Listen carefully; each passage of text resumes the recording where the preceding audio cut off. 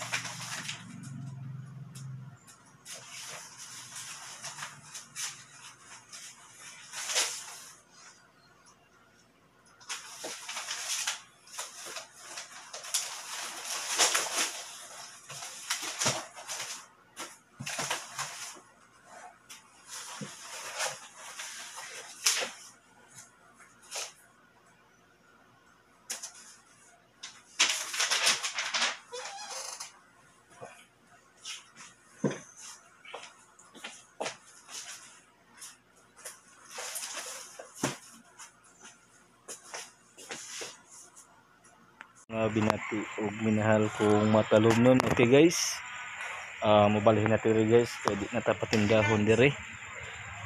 Basig adto na ko daplin guys kay di na ko prinahon dire sa atuang kon.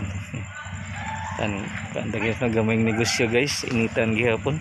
Okay, balikon ko ha sa ganahan magpalit og balot diata karon sa Matalom Municipal Plaza. Sa mga negosyante nga ganahan magnegosyo dire sa lungsod sa Matalom, welcome mong tanan nga mo-invest og business dire sa mong lungsod. Ang lungsod sa Matalom nanginahanglan og mga investor, nanginahanglan og mga negosyante atong itry kung unsa kanindot magnegosyo dire sa lungsod sa Matalom. Iko pipi tinuray nga mo serbisyo with a purpose alang sa kayuhan sa tanan ug kalambuan diri sa lungsod. Today is Monday niya today is Monday guys niya kuan April 15, 2024. Di na ko natapatin dahon diri guys kay gibutang ning suga para kunos mo parking mga mangitaan ang taglaing area manindata kay kuan kuno. Okay, balikan ko ha sa mga negosyante nga ganahan magnegosyo diri sa lungsod sa Matalom. Welcome mo tanan nga mo invest og business diri sa mong lungsod. Ako manghinaot nga magtinabangay kita kanunay alang sa kayuhan sa tanan ug kalambuan diri sa lungsod sa Matalom. Ti og minahal kong matalumnon kay maunay ka mong OJT diri sa accounting department sa lungsod sa Matalom. Taro nga kung kisa to gusto mag-negosyo. Mga inside and out, beautiful with a purpose ni sila guys. Okay, nagaog pa luta le. Nanigluta, makapahamis, makapagwapa. Ay, katawa ron. Salamat guys. Katawa mo. Ato mamay taon sa gawin tadi pa mo tong mag. Wait. Sige, katawa.